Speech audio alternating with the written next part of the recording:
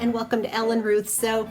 I'm Ellen, and today I'm going to be doing a remake of my triple butter bars, and I love this soap. It sells out pretty fast, so I've got to remake it.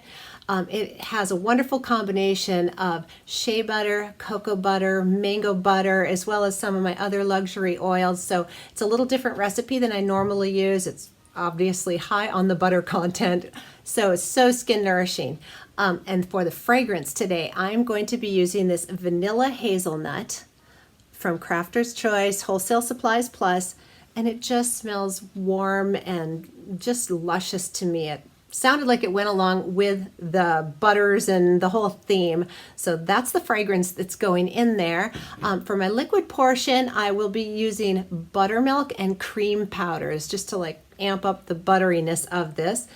And then for the color, what I do to signify the triple butter is I'll be using this matte yellow oxide from Wholesale Supplies Plus, and it is a very buttery sort of rich yellow. And what I'll do is do 3 gradations. So I'm going to color all of the oils with the yellow oxide and then pour a layer, add a little TD, which is titanium dioxide, to lighten it up, and then add a little more. So I'll get lighter as I go to kind of signify the 3 butters. And I will probably just run a hanger through there a little bit. We'll see how it goes with the pour. Because this has a lot of solid oils in it, my recipe today does tend to trace up a little faster. So we'll see how things are behaving if I decide to put a hanger in there or just let the layers be. We'll see when we get there. But I'm going to get everything pulled together, get my butters and oils all prepped and ready to go, and let's make some luxurious triple butter bars. And I just wanted to show you all this buttery goodness in here.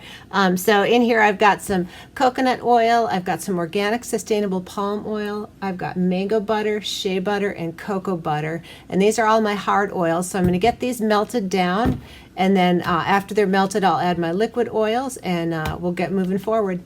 All right, so I've got all of my butters melted, my liquid oils are in here, and I've added the fragrant oil in here because I've worked with it before and it works soaps like a dream. So that's good to go. What I have here is my, oh, sorry about this lighting there. This is my powdered heavy cream powder and buttermilk powder. So I'll be adding that into the oils because I want that in everything for my super luxurious buttery soap. This is such a moisturizing bar. I love it. All right, just going to set those, and I've got my colloidal oats here and my kale and clay that I add in just about all of my soaps. It's a 2 tablespoon measure.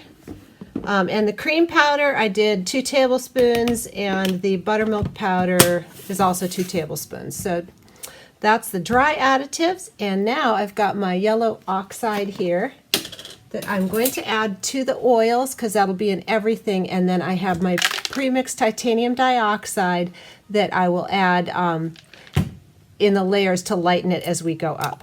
So let me see. I'm going to do about that much. Oh heck, there's not much left. Let's just do it. There we go. It is such a beautiful buttery color. Love this oxide. All right, let me get my dry ingredients buzzed in, and I'll just let them absorb for a little bit, and we'll come back and get to making soap.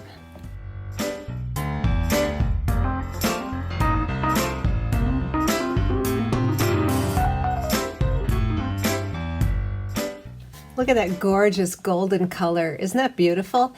And again, this fragrance, the vanilla hazelnut, does discolor to a light brown, but that'll just make this more buttery colored. So here is my lye solution, which has cane sugar dissolved in the distilled water before I added the lye crystals, and it has tussa silk fiber and sodium lactate. So that is what's going on there. And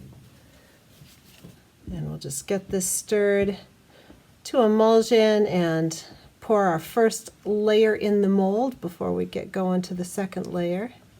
And I'm planning, I would like to keep this a little on the liquidy side and maybe get, oh, how do I describe it? I did like a flame-like swirl, a pointy swirl, that's what it's called. I'd like to do a pointy swirl if I can, if this stays fluid enough. You need a pretty fluid soap batter to get that effect, because you want the weight of the pour to sort of cause the under pour to wisp up, if that makes sense.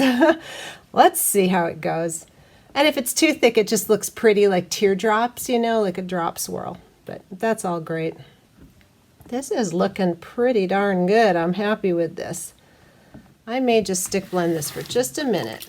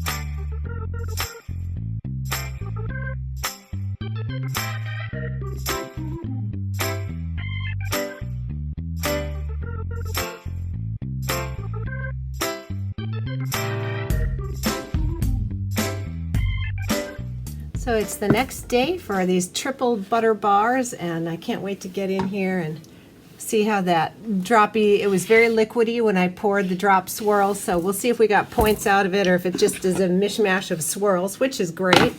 I don't mind just random swirls either. So, and this vanilla hazelnut smells fantastic. I love this fragrance, and it does discolor a little bit, but it smells great and it soaps wonderfully. It's very easy to work with, so I would recommend the vanilla hazelnut if you like that kind of fragrance.